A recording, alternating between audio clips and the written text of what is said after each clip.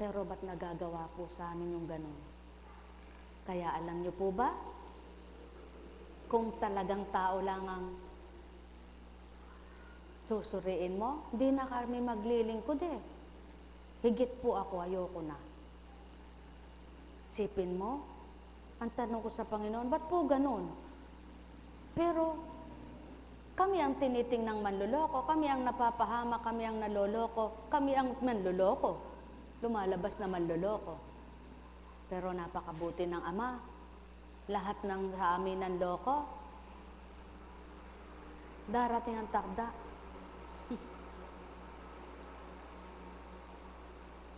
Meron gagamitin ito. Ginagamit. Sasabihin, doon po ako kay Apo Kunching eh. Eh siyempre, mga kapatiran naman, tanggap. Yung pala uutangan. Marami na pong kaganapan sa gawain ito na ganun, kaya aware po kayo. Binabahagi ko po ito, hindi ko po sasagutin ha. Wala po akong pananagutan, hindi ko po sasagutin. Ako'y nagmamahal lang, ako'y kumakalinga lang. Kaya kung may nagre-report sa akin at may nagsasabing may utang po si ganyan, wala po akong babayad sa inyo eh. Tsaka hindi ko naman po kahit siyang candy, hindi ako nakinabang dun. Ano po? Kaya nakikiusap ako sa inyo. Para na sa gayon, huwag kayong mabiktima. Titingnan nyo po. Kung nahihiya po kayo bilang kapatiran, bigyan yung 5 piso. Ay, masyado naman yata yun.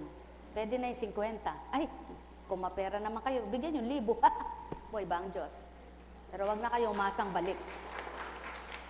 Ibalik. Ano po? Inuulit ko po, hindi ko po pananagutan. Sapagkat wala akong kinalaman.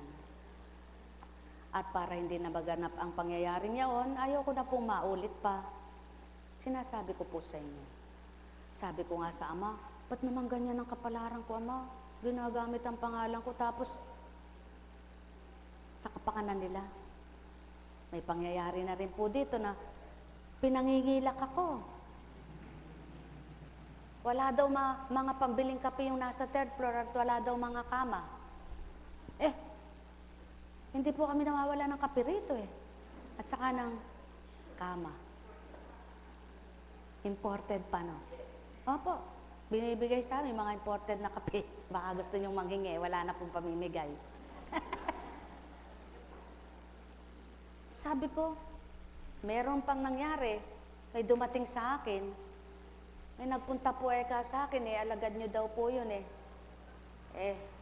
Nagpapabayad po ng ang bayad po ng kandila at saka ng niyog eh, 1,000. Ha? 1,000 ang niyog. At 1,000 kasama yung kandila. Magkano ba kandila at niyog? At saka hindi po ako gumagamit niyan. Nakikita niyo po bang may mga gamit akong material? Meron po ba akong ginagamit na kandila at saka niyog? Kaya, aware din po kayo. Ano po, mag-ingat po kayo. At saka yung sasabihin na, doon po ako kaya po Kunching nakatira. Mag-ingat din po kayo. Hindi ko po kayo. Sorry na lang po, kung nautangan kayo, hindi po ako magbabayad. Basta ako po, tatanggapin ko lahat ng pumaparito. Kaya ngayon po, takot na po kaming tumanggap. Natatakot na po ako eh. Takot na akong tumanggap. Ang sasabihin, gustong magbagong buhay. Gusto ko naman makapagbagong buhay. At sa bandang huli, ikaw pa rin ang masama. Sabi ko nga, Panginoon, nakikita mo lahat ito. Wala po akong tinutukoy at wala akong tutukuyin. Basta ang sasabihin ko lang po sa inyo, kung sakali man, hindi ko po yan sasagutin. Wala po akong sasagutin at wala po akong kinalaman doon. Tumutulong lang po tayo para makapagbagong buhay. Ngayon, kung kayo po ay may nakapanghiram sa inyo o nanghiram po, panalangin na lang po natin magbayad.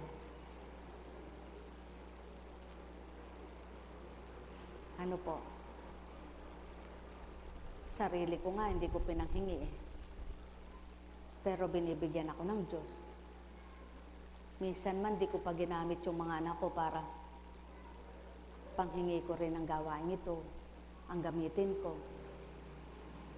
Dahil pinakamahirap po yung ginagamit mo ang Diyos sa sarili mong kapakanan, gagamitin mo ang Diyos sa kawalang hiyaan. Kaya,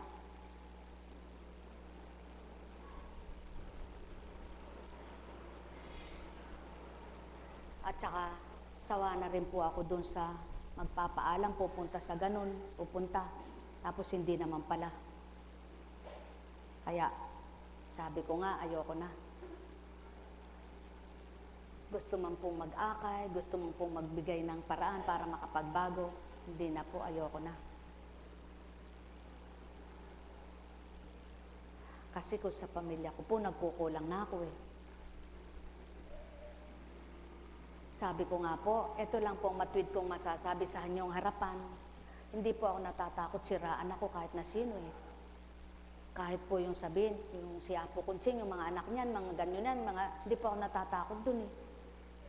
Hindi ko po kahihiya yun, kahit na sino pa po ang manira. Kung ako po ay gagawa ng ganon, hindi po. Wala akong dapat ikahiya. Buhay po bang Diyos? Ano po na naman at nagbahagi ng ganito? Tulad ni Pablo, hindi niya kinahiya ang katotohanan. Kung makukuha niyo lang po ang katwiran ni Pablo, at kung matutularan lang po ang naging kapalaran na paglilingkod ni Pablo, napakabuti po. Si Pablo, isang manunuligsa, na talagang kasama siya sa gustong pumatay sa mga tagasunod ng Kristo, subalit nang magising sa katotohanan, pinaglaban niya ang katotohanan. At siya po ang pawang katotohanan. Kapag nasumpungan mo na at nakilala mo na ang katotohanan, ipaglalaban mo ang katotohanan.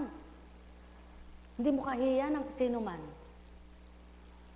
Kahit na ano pang sabihin sa'yo, kahit na sabihin pa'y ganito ka, ipaglalaban mo pa rin ang Diyos.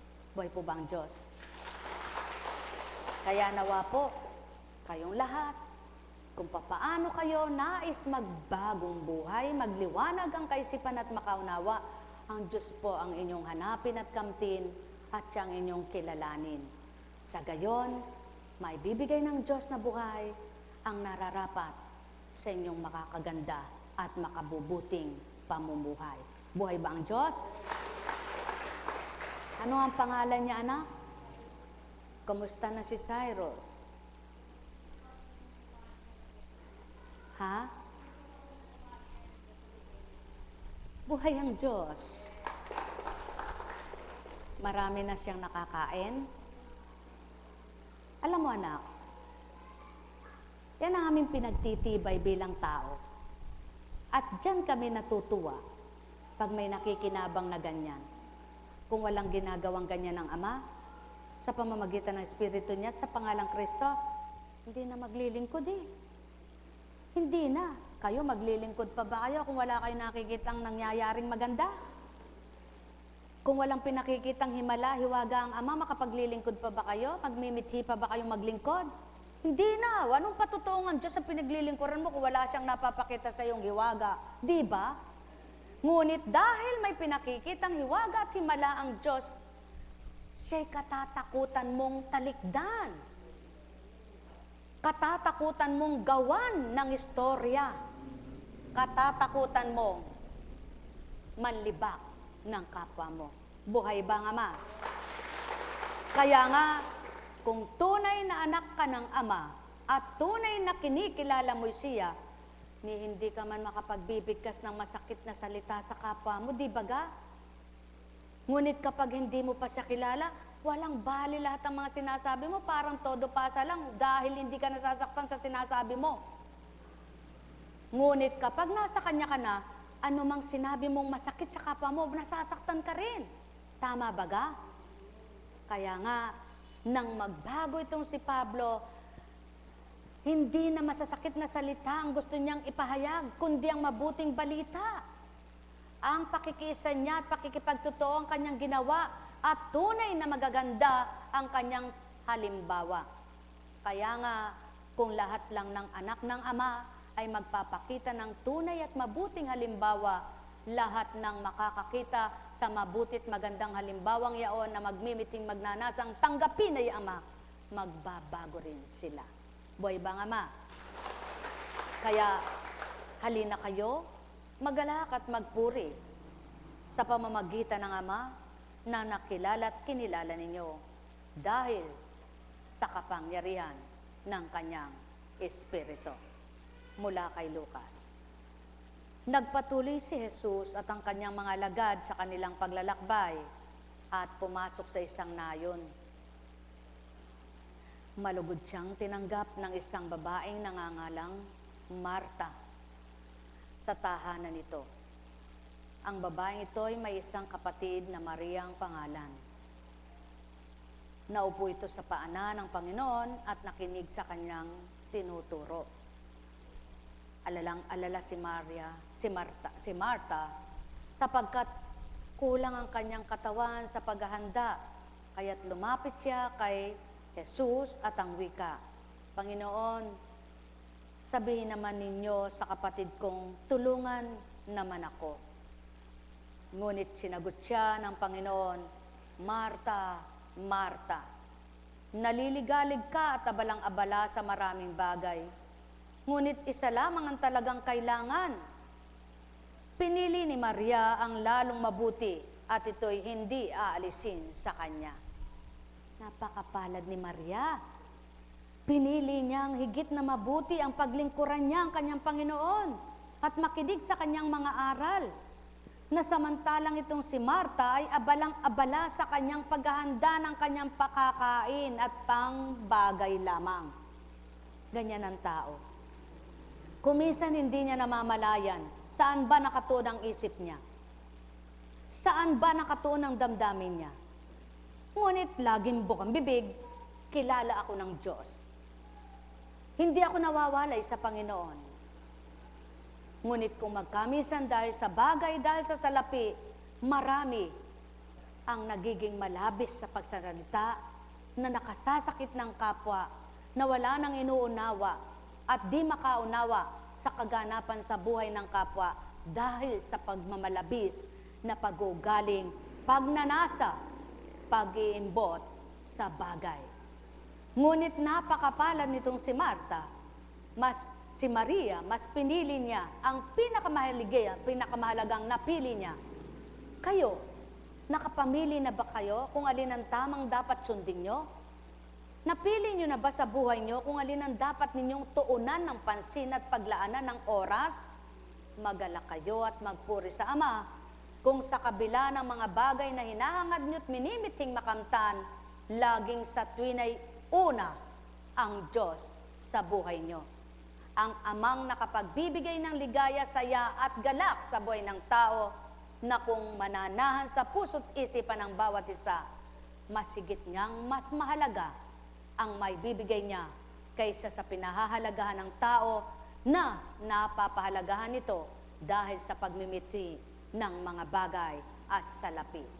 Magalak kayo at magpuri sa Ama, kayong nagpapahalaga sa mga aral at salita niya, na ninanasan niyong namnamin at isabuhay at patuloy niyong minimithing, ito'y sundin at isabuhay pangganap.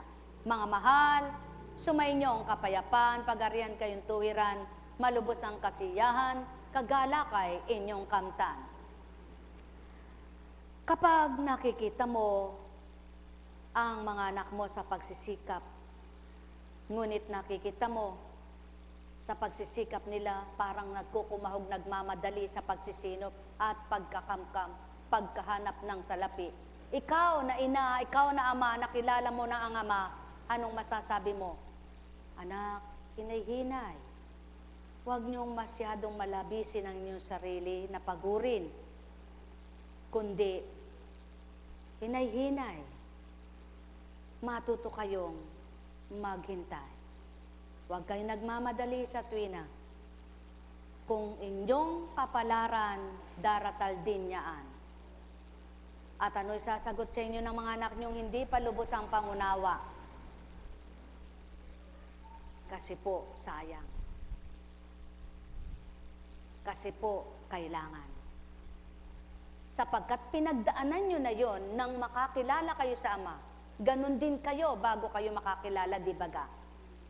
Kaya napakahalaga ng kung anong nakaraan mo at karanasan mo, maibabahagi mo sa mga anak mo na, anak, hindi tama yan. Ito pala ang tama. Ito pala ang marapat. Kaya, ang mga magulang na nakasumpong at nakakilalang lubos na sa Ama, ang nasasabi nila sa kanilang pamilya, huwag kayong magmalabis na maghangad ng bagay at salapi, kundi hangarin ninyo sa kabila ng minimithi ninyong pagkatigaw at pagbabago ng buhay ninyo, huwag kayong mawalay sa Ama. Sapagkat ang bagay ay bagay, ngunit walang kahambing na bagay ang pagtanggap at pagkilala mo sa Ama, na ito ang simula para baguhin at magbago ka, para mapadaman niya kung sino siya at ano ka bilang anak niya, kung gaano ka pinahalagahan at gaano ka mahalaga sa Kanya. Subalit sadyang kung magkamisan, kapag di pa nakabukas ang unawa, kapag wala pang pangunawa at pandama, mahihirapan kang magpaliwanag, mahirapan kang magpatanggap, mahirapan kang magbigay pag-uulat. Subalit wika nga, batahin, yamang alam mo ang tama. Itama mo pa rin hanggang sa matuto ang dapat na matuto. Sapagkat ang Ama'y hindi nagsasawa, patuloy na nagbibigay ng pagpaparaya, pagpapakumbaba, at di nagsasawang maglahad, magulat ng tama at tumpak. Mapapalad kayong nangabuksan at patuloy na nagmimithing sa Ama'y makapanahan. Pagharian kayong ganap. Nekkaramanyahanam, nekkaramanyahanam, nekkaramanyahanam. Buhay ba ang Diyos? Tapat ba ang Diyos? Totoo ba ang Diyos? Cyrus. Cyrus.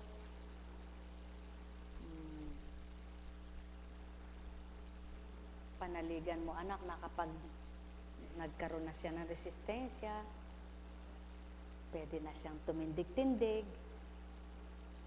Sinubukan mo na ba siyang itindig? Subukan mo nga siyang itayo.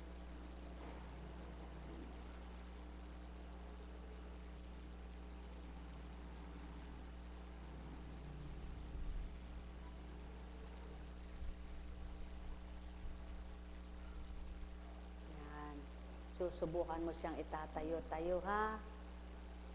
Huwag laging nakahiga, huwag laging nakakarga. Susubukan mo siyang itayo-tayo para umandar, ha? Purihin ang Ama.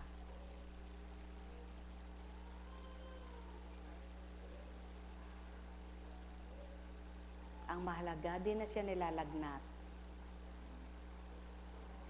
Ibig sabihin, yung kanyang infection is nare-release na.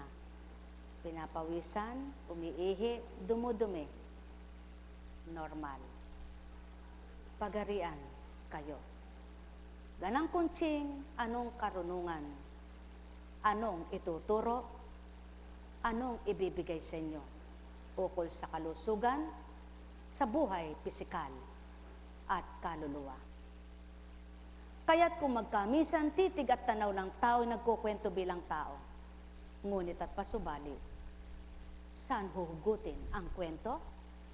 At saan kukunin ang istorya? Kung magkagayon at nakaunawa ang isip ng tao, ang may pandinig ay nakarinig. Nekkaramanyahanam, nekkaramanyahanam, nekkaramanyahanam. Buhay ba ang Diyos? Malamang na sadyang lamang, hindi ka paparito kung wala kang pagnanasang paglingkuran ng Ama. Hindi ka magbabatang tumungo rito kung di ka nasisiyahan. Ngunit pag wala ka ng pandama, wala ka ng gusto pa. Sa buhay ng tao, may kontrabida at may bida. Tama ba? May pampasaya, may pampalungkot. May pampagalit, may pampaampat ng galit. May taga-aliw. Ngunit ang tunay na nagbibigay buhay, sigla at galak, ang Diyos na maliwanag na siyang tumutupad sa pamamagitan ng Espiritu Banal. Buhay ba ang Diyos? Buhay ba ang Diyos? Parti-partisyon ang lahat. Sabi nga, pipiliin mo yung mas nakararami na makikinabang. Kaya isasantabi mo muna yung isa na alam mo namang matwid at nasa tama na siya. Ngunit kapag ang isa'y naliligaw, iwanan mong marami, hanapin mong isa. Kaya ayon sa istorya, ayon sa kaganapan, na pwede mong isang tabi at pwede mong unahin muna. Kaya kung alam mong nandyan lang siya, patag kang iiwanan mo, hanapin mo yung isa. Ngunit kung alam mong ang marami ang dapat mong pagbigyan sa iisang nakikiusap, unahin mong marami. Buhay ba, Ama? Kaya sa inyong lahat, sumainyo ang kapayapaan. Alam kong may magagawa ang Ama. Alam kong may magagawa ang Ama. Pagkat winika niya, manalig ka na. Bawat araw, ako sa inyo may nakalaan. Alam kong diringgin kayo ng Ama. Alam kong diringgin kayo ng Ama. Pagkat winika niya, manalig ka na. Bawat araw, ako sa inyo may nakalaan. Mayroong magandang mangyayari sa inyo, aking mga minamahal. Mayroong magandang mangyayari sa inyo, manali umangkin at tanggapin.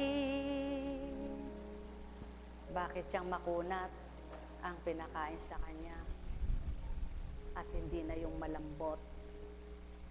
Sapagkat diyan mo makikita kung paano niya na yung madudurog.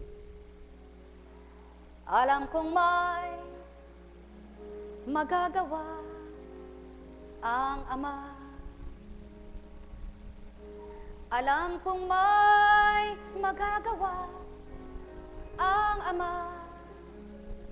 Pagkat sakit, winika niya, manalig ka na.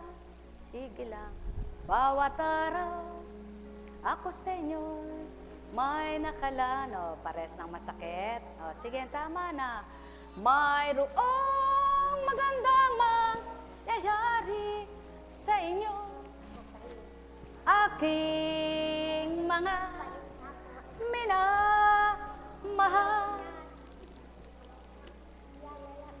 Ito, gusto ko eh. Oo.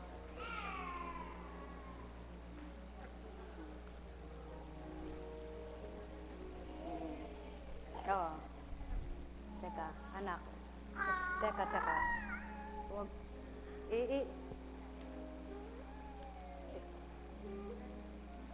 Tingnan mo nga kung na ano niya. Ha? Hindi. Tingnan mo muna kung... asan nga. Tingnan natin, Kende. Nga. Ayun. Tingnan natin. Wala na. Hindi anak, pinabayaan mo. Sige. Dukutin mo muna. Buo niyang nilulon. Teka. Sige. Ayan. Sige. Ayun. Ayan. Maliit na lang. Sige. Ay, ilabas mo muna. Teka muna, anak. Ilabas mo muna yung kanyang laway na malagkit. Ayan. Sige. Pakagatin mo siya. Pakagatin. Ayun. Maliit na lang. Nga. Nga. Ayan. Nga. Ayan. Nadali. Nga. Kagat. Sige na. Ayan. Kagat. Masakit. Ayun. Sige. Lana. Sige. Konti na lang, ha. Masakit. Sige, pabayaan mo masakit, ha?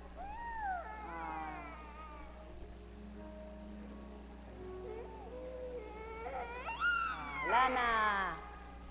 Mayroong magandang mangyayari sa inyo.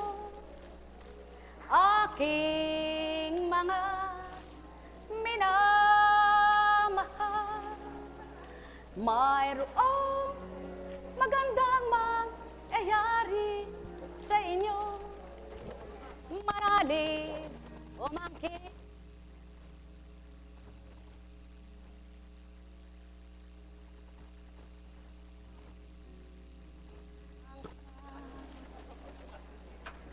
Alam kong may magagawa ang Ama pagkat winika niya. Manalig ka na. At araw ako sa inyo may nakalaan. Mayroong magandang mangyayari sa inyo. Aking mga minamahal. Mayroong magandang mangyayari sa inyo.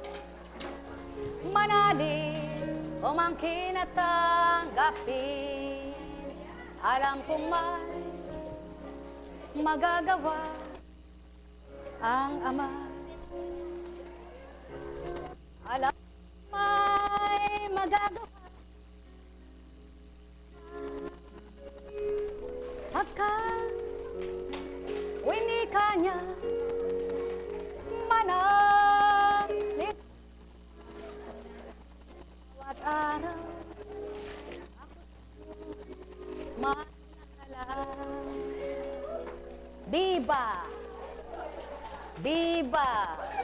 Biba tagumpay na. Kay hirap maging tagumpay kundi kalalaban. Kaya lagi kayong lumaban ng magtagumpay. Kumisan kayo. Kay hirap ng tinatawid, kay hirap ng pinagdaraanan. Subalit, ang lahat ng hirap pala'y may kaginhawahan din. Kaya, mahirap man para sa inyo, magaan niyong tanggapin sa puso nyo at pagagaanin na rin ng Ama dahil nakikita niya ang magaang pagtanggap nyo na umaasa, nagtitiwala kayo sa Kanya. Kaya lagi niyong tatandaan, pananalig nyo'y gawing matapat, kayo'y tuwirang matatagumpay na ganap. Buhay ba ang Diyos? Naubos ba ni Cyrus?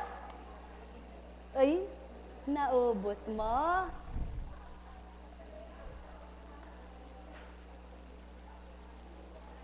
Ay.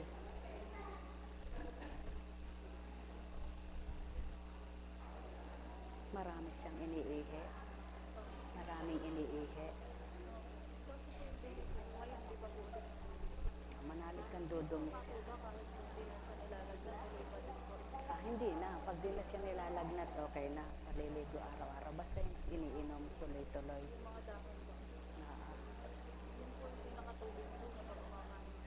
Tapos anak, dadagdagan na natin ang tubig na natural. Padagdag ng padagdag yan, ano? Ito mas masakit ito eh.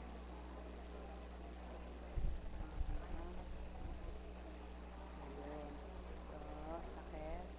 Sakit. Oh, hindi na, hindi. Oh.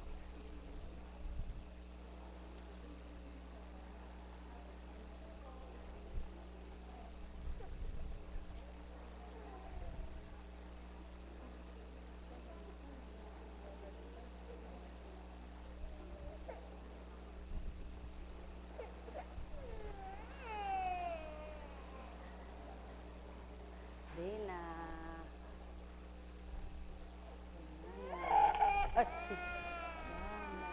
Lana. Kay buti ng Ama, kay dakila niya, kung kayo lamang ang nakadarama sa nadarama ng Ama para sa kapwa nyo, kayo rin magsusumikap, magsusumakit na ipadama sa kapwa nyo. Kung nadarama nyo lamang ang paglingap ng Ama at nababatid nyo kung paano siya lumingap sa mga anak niya, kayo rin pagsisikapan nyo ang gusto niyang gawin para sa kapwa nyo ay magagawa at pagyagal marapat nyong gawin. Kung kayo lamang ay nagising at nakatotohanan at nasa katotohanan na, pagsusumikapan nyong gawin kung anong nakita nyo at napatotohanan nyong mabuting layunin ng Ama. Kaya't sa inyong lahat, pagharian kayong ganap. Nek karameneyahanam, nek karameneyahanam, nek karameneyahanam. Buhay ba ang Ama? Buhay po ba ang Diyos? Dakila po ang Diyos, ano? Ay, mababait po kayo, ano? Alam niyo po, kung minsan gustong matulog. Pero, ay kabait. Katulad po kahapon, ako'y hiyang-hiya po doon sa aking pinuntahan. Sabi po pwede po ba wala ng bendisyon? Diyos ko po, nakarating po ako doon, past 5 na po. Dahil, pati naman po yung luma. Pwede po ba may bukas pa? Alam niyo po talagang ang saya lang maglingkod sa Diyos Ang sarap lang po maglingkod sa Panginoon. Bakit nga ba? Napakasarap. At bakit nga po ba nagsusumakit? Kayo ba nasasarapan? Opo. Kasi po yung nagpapasarap, yung nararamdaman mo dito Kaya kahit na napakarami mong dinaranas, hindi yung dinaranas mo yung nagbibigay ng patuto sa buhay mo na ayaw mo na Ayaw ng sarili mo, ba't ginugusto pa ng kaluluwa at espiritu mo? Oo nga po, ano. Kaya iba po yung masarap, ang nalalasap, ang nalalasahan at nadarama mo'y pag-ibig ng Ama. Totoo po, kayo mismo magsusumakit, magsusumikap na maglingkod. Nakakahiya. Lagi na. Ako po talaga hindi pumupunta sa maraming patay, marami ng tao sa patay Gusto ko pag pumupunta ako lang, ako kaya ilan lang. Bakit po? Hindi po ba kaya nagpupunta sa patay para makiramay? Hindi naman po para magdaldalan, ano? Dadaan ka sa maraming tao, tapos nandun na yung mga chismisan. Ano po?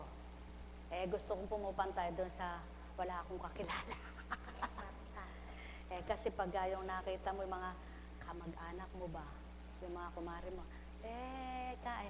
siyempre, ano, ako po may pagkakataong hindi ako nagmamano Kaya yung ibang di makaunawa sa akin, walang kayang hindi na nagmamano. Yan ba kay makadyos, hindi na marunong gumalang. Ano po?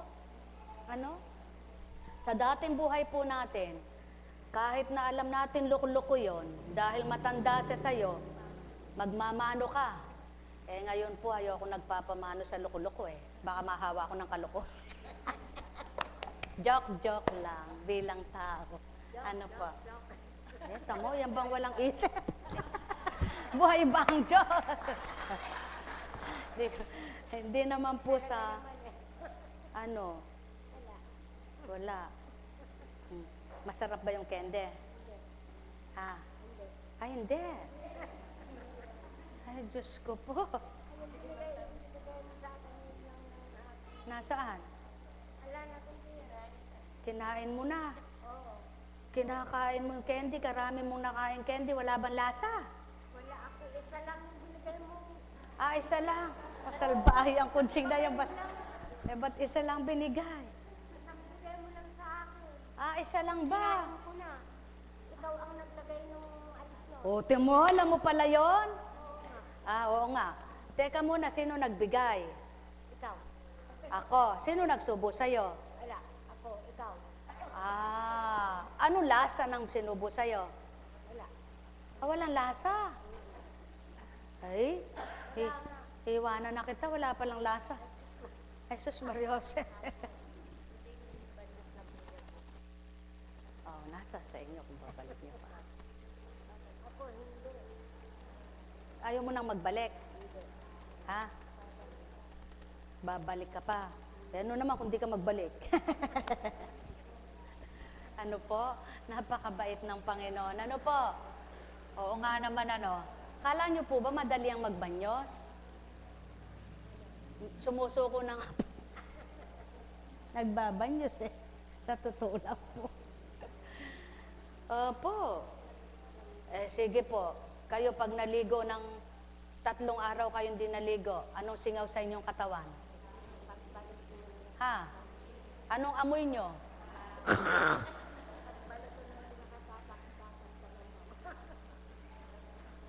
Ha? Pagbalik mo, dadagdagan ko. O sige. Di ba bumalik ka bukas, dadagdagan ko. Kapag may alay. Pag walang alay, wala. Ano po? Mabait po kayo, no? Kasi po, dapat kanina, meron po akong be-bless. Kaya lang po hindi po dahil may banding, ano. Ngayon po, mabait kayo, no? Tingnan ko nga po, wala pa namang mamamatay sa inyo. Wala pa namang malala. Wala namang malala sa inyo. Kumusta ka na? Kumusta na? Mayap na. Aba anak, welcome. Masarap ba sa Amerika? Masarap ba? Hindi. Masarap bang mag-abroad? Hindi. Hindi natuloy. Hindi. Masarap bang nabigo? Hindi. Laban ng laban. Ganyan lang yun. Laban. Wag down. Laban. Ano? Buhay po ba ang Diyos? Kaya sa inyong lahat, nawa, mapagharian kayong ganap ng Panginoon at makita niyong tunay na liwanag. Yan, ganyan po ang buhay. Kung bakit napagtitibay ka ng Panginoon, hindi mo kayang ipaliwanag. Kung bakit tumatatag ka, hindi mo kayang ipaliwanag. Kung bakit nagliliwanag ka, hindi mo kayang ipaliwanag. Kung bakit nababago damdamin at isip mo, hindi mo kayang ipaliwanag. Ang makapagpapaliwanag lang yan, ang Diyos na nagbigay sa iyo ng liwanag. Buhay ba ang Diyos? Kaya sa inyong lahat, sa pangalan Diyos Ama, Diyos Anak, Diyos Espiritu Santo, humayo kayong taglayang galak sa puso nyo. Lagi niyong tatandaan, isa kang lingkod, isa kang tagasunod. Ang Ama na sinusundan mo, maganda, mabuti ang layon niya at ibibigay sa iyo. Kaya yaon ang asahan mo at asamin mo ang mabuting kaganapan sa buhay mo. Kung may nagaganap man sa palagay mo hindi maganda at mabuti, kalimutan na. Ang maganda ang harapin at hanapin mo ng mabuti kamtin mo. Pagpalain kayo. Basta. Masaya na ka. May bukas pa.